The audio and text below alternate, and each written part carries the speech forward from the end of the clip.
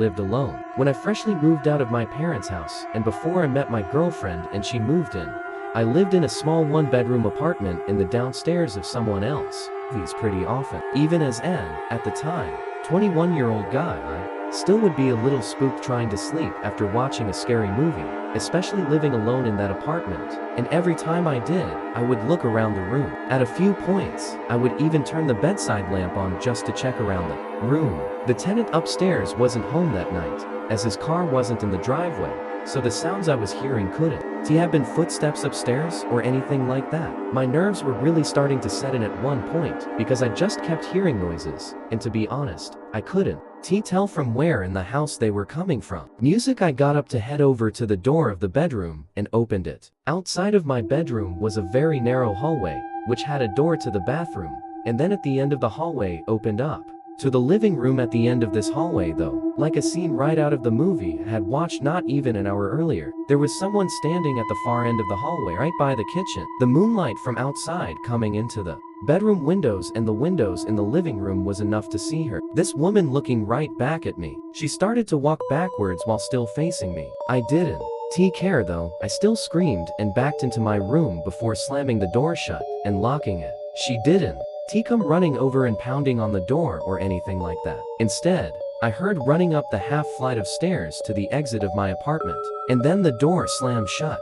I was frozen in shock for at least 10 minutes before I felt okay to take my phone and leave the bedroom to check the apartment. It didn't take long. It was a small apartment with not many hiding places. It was empty. I rushed to lock the door, wondering who that could have been and how they got in. I didn't call the police. I couldn't tell you why, but the next day, called the landlord and told him about it. He made a phone call to the upstairs tenant, and what I learned shocked me. The woman that broke into my apartment was an ex-lover of the man who lived upstairs. A crazy one at that.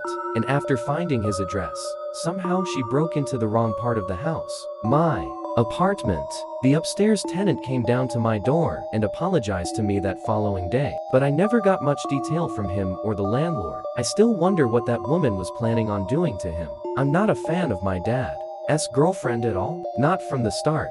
Her name is Kathy. My dad has been widowed since 2019, when our mom died. And I know he's gotten lonely, and he's pretty much ready to settle with anybody now in Kathy. And against my warnings, he doesn't listen. I've been seeing her do some sketchy things around the house, and it's really starting to freak me out now. I'll start from the beginning. I have two siblings, my 10-year-old brother Jake, and my 2-year-old brother Scotty. From the day he introduced her to us, I didn't like something about her smile. It was just unsettlingly wide and exaggerated. Pretty soon he start bringing her around a lot more, and I just never loved her honestly. But at first, it was only because I felt something was off about her personality. Then things started happening. She's been staying with us for a while now, and a few weeks ago caught her in my dad's closet while he wasn't home. My dad safe is in his closet, along with where he hides the combination and some other valuables. When she saw me at the doorway, she smiled and said, "Hey, what's up, sweetie?" To me with her annoying, creepy smile. I didn't say anything other than nothing. Then she shut his closet door, and I walked away to my room. I told my dad about it, but he didn't seem concerned. A few days after that, while my dad was at work again, I just got back from school, and I was walking upstairs to my room,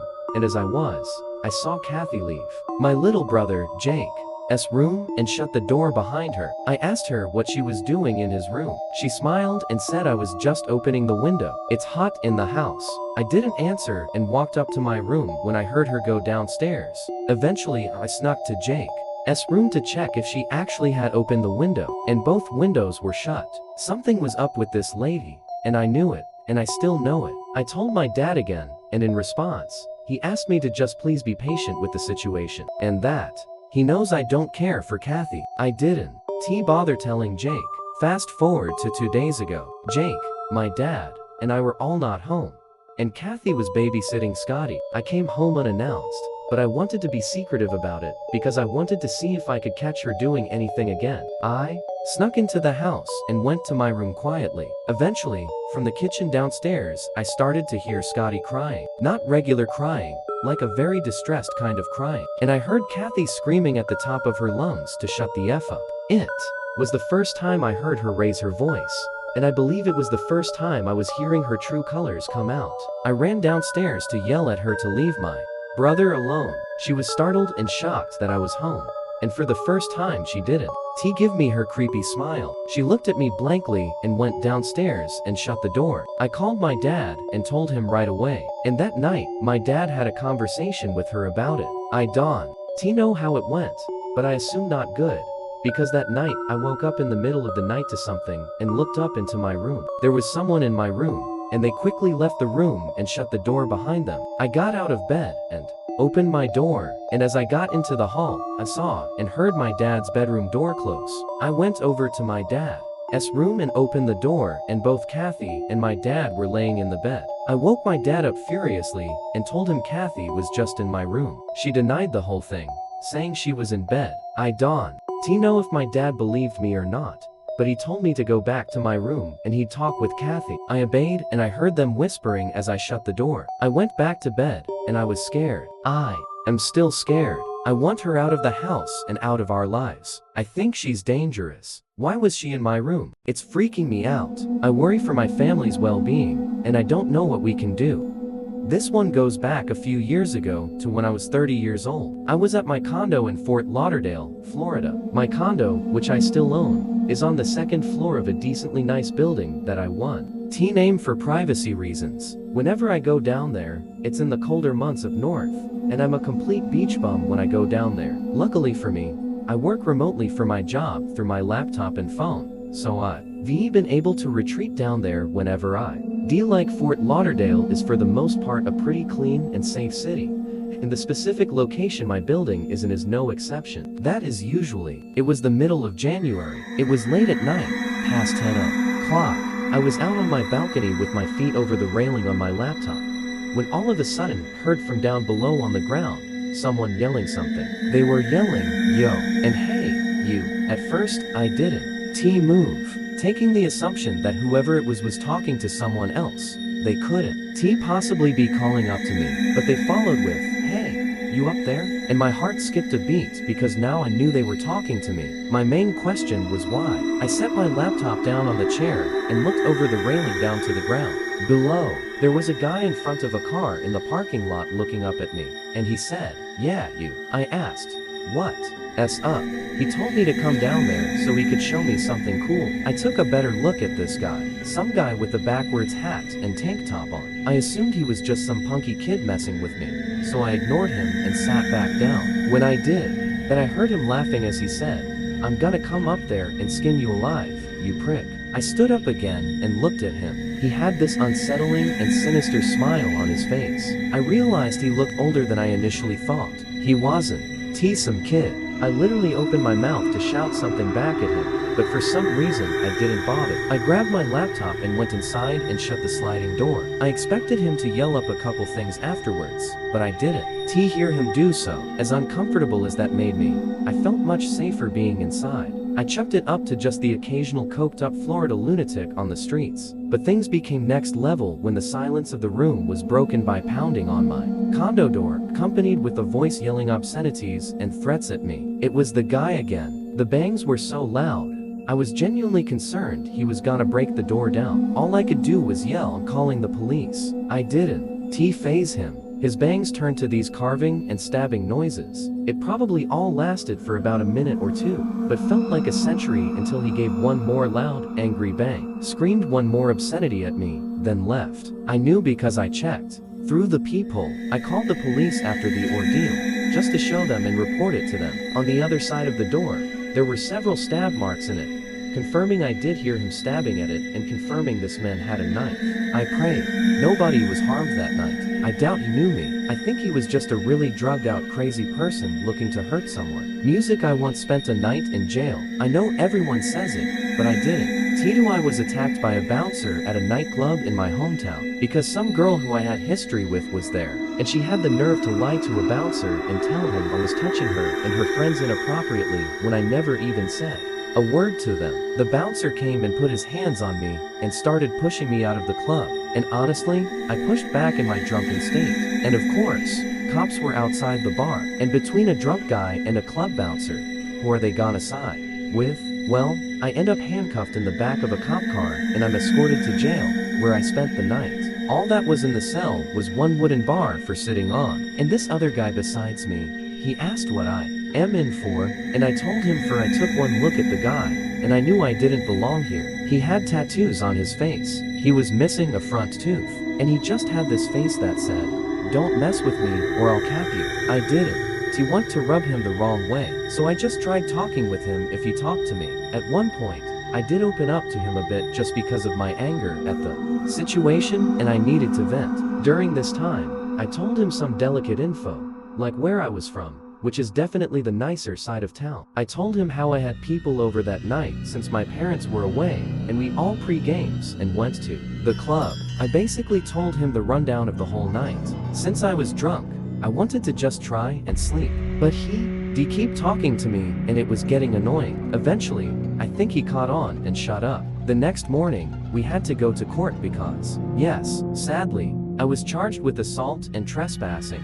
2 bogus charges. My cellmate had to go too. I saw the judge before him, though he was one of the other offenders. In the back of the court listening to my charges, I was released with a future court date set. A complete nightmare. But that night when I was at home, and all the windows were open, so I heard everything from outside. I was hearing footsteps circling the house. Multiple sets of footsteps. I started to shut all my windows one by one on the first floor. Then I got to the backyard door, which is a sliding glass door looking out to the deck. I curiously flicked on the deck light, and immediately 2 dudes ran out from the light into the darkness. I recognized one of them to be my cellmate. I closed the blind to the door and continued closing the rest of the windows. I couldn't believe he found me, but he was obviously there to rob our house blind after I told him how my parents were away. He must have seen $signs when I told him inside of town I was in, and he probably heard my name called in the courtroom, and one quick Google search of my simple name turned up my address. The 2 dudes took off,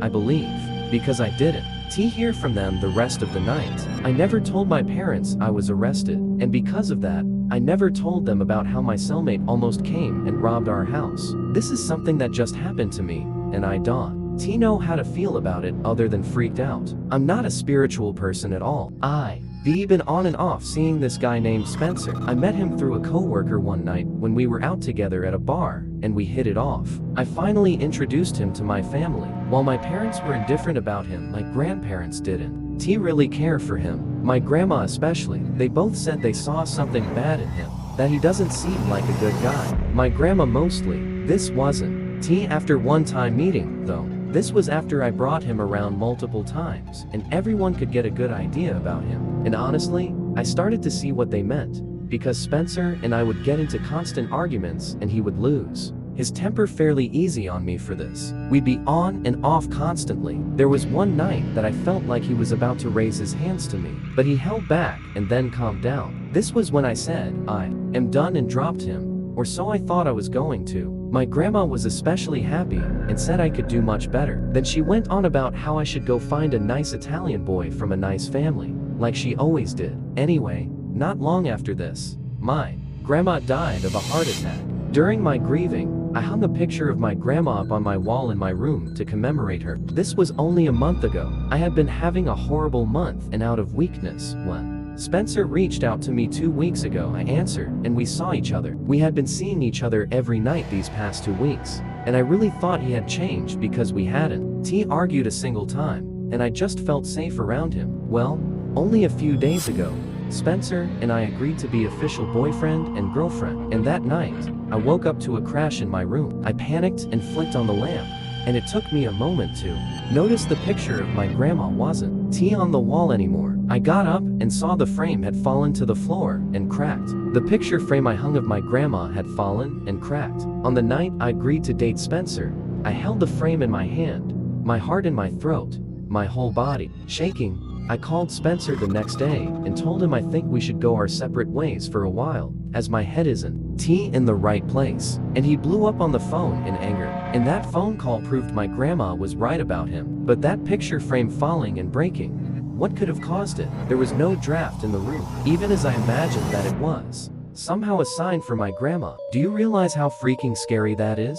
Music. I took my Jeep on a road trip to Colorado to do some off-roading in the wilderness. I was doing a bunch of trails in the Red Feather Lakes, and I was ending the night off on the Dead Man's Road Trail. It was a somewhat challenging trail, but the scenery was unbeatable. I packed a sleeping bag and planned on sleeping in the back of my Jeep with the back seats folded down. I pulled somewhere off the immediate trail, just off the slight chance some other night drivers would pass by, but that was very unlikely. I guess people can call me a weirdo for enjoying off-roading on my own and camping alone, but I always liked doing things solo. I use the word camping because I do consider this to just be luxury camping, instead of being in a tent. I am in the back of my Jeep in the middle of the woods. I eat some of the protein bars and other snacks I brought as my little dinner. Then I set up my sleeping bag in the back. In case you were wondering if I was doing this in the dark, I had the LED light bar on my Jeep on, which basically lit up the entire surrounding area pretty nicely. So I finally crawl into the sleeping bag,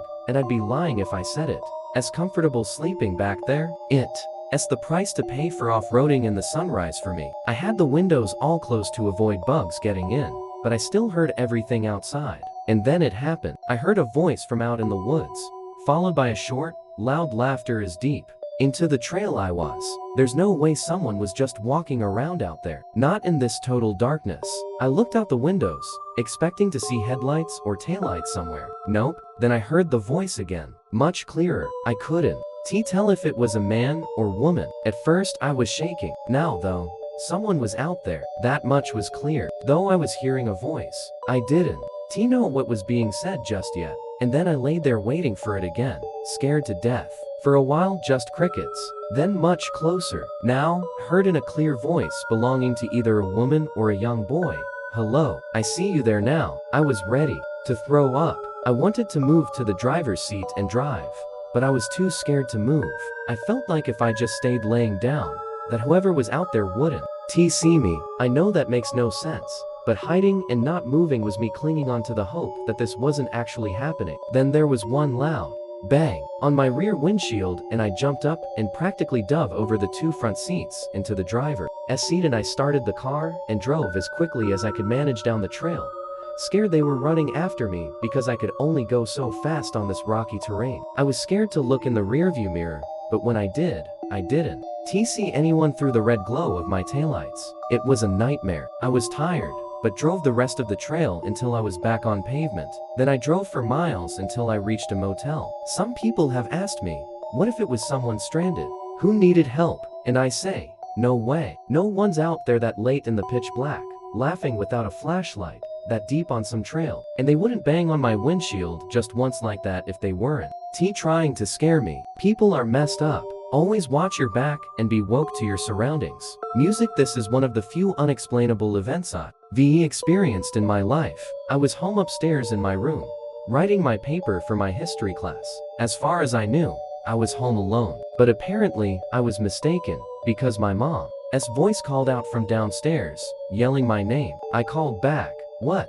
She didn't answer, so slightly annoyed because I didn't want to be interrupted from my train of thought on my paper, I reluctantly got up to go downstairs and see what she wanted. When I got downstairs, I looked around for my mom, but she wasn't anywhere in sight.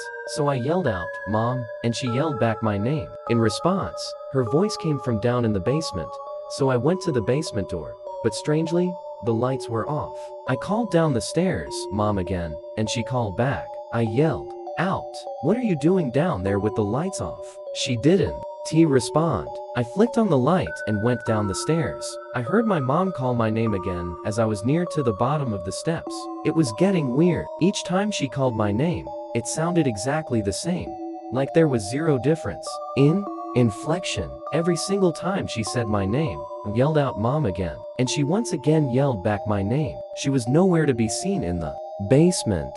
But then I noticed the little crawl space closet door was open. I call it that because it's a weird closet that you have to kind of crawl into, but it takes up a large chunk of the basement. That was the only place left in the basement that my mom could be. So I said, "Mom," one final time. No answer. This time I went closer to the closet door and got on my knees just to try and look in. It was pitch black inside, and I was starting to get freaked out. I said, "Mom, are you messing with me?" There was no response at all, just the quiet buzzing sound from the basement light. I got back up, and for some reason decided to sprint back upstairs, slamming and locking the basement door behind me. I didn't know what I had just witnessed and heard, but I went to grab the house phone and call my mom's cell number. It rang a few times until my mom picked up, and I learned that she was out grocery shopping. I told her, but she didn't believe my story. Of course, she thought I was messing with her. It took half an hour of begging her to believe me that she finally went along with it. And when she and my dad were both home, we all went down to the basement together. The closet door was still open. My dad went inside, but there was no one in there. This still remains to be the most haunting, unexplainable experience of my life. I was only about 9 years old when this happened. I was sleeping over my grandma's house for the weekend, which I often did when I was little. It was a stormy day out, and my grandma was out at the nearby grocery store getting ingredients for dinner. I was in the living room watching SpongeBob when the phone rang. There was obviously zero reason for me to answer the phone, but I was a little kid with a little kid brain. There's no explaining any decisions made. I went to the kitchen and picked up the phone, and after my little kid voice said hello into the phone, the man's voice on the other end said, "Can I speak to the adult in the house?" I said, "She's not home." And the voice responded, "So you, Ray, all alone right now?" I remember I paused for a second, then said, "Yeah, even at my age." I knew after he asked that it probably wasn't a good idea to have picked up the phone. The person on the other end then asked if the current address he had on file was correct, but I didn't answer that. I hung up the phone, and now I was nervous. I was worried I might have just gotten my grandma in trouble. Nonetheless, I went back to watching SpongeBob. 20 minutes later or so, there was a frantic knocking at the door. I muted the TV and listened. Along with the knocking, someone on the other end cried out, "Please help." It was a man. I snuck over to the edge of the wall where the opening for the front door was to take a peek and see if I saw anyone standing on the other side of the door through the glass at the top of the door. That was a mistake, because I did, and they saw me too. The man on the other side of the door immediately said, "Little boy, please open the door. I'm hurt bad." I ran to the corner of the room by the window and closed the blinds so I could hide behind the couch. I was so scared. There were no cell phones back then. I couldn't call my grandma. The man kept pounding on the door, his cries for help turning more annoyed sounding, and his knocks got louder and more frequent. Then the pounds on the door stopped, and he started knocking on the window right next to me. The creep started saying things like, "I'm not gonna hurt you, and please, I'm bleeding bad." I started to cry in the corner, still hiding behind the couch. The pounding stopped finally, and after a minute, I ran to my grandma's room and locked the door. I laid in her bed under the covers with only my head sticking out. The rain hitting the windowsill and the occasional distant thunder was weirdly calming, at least for a little bit.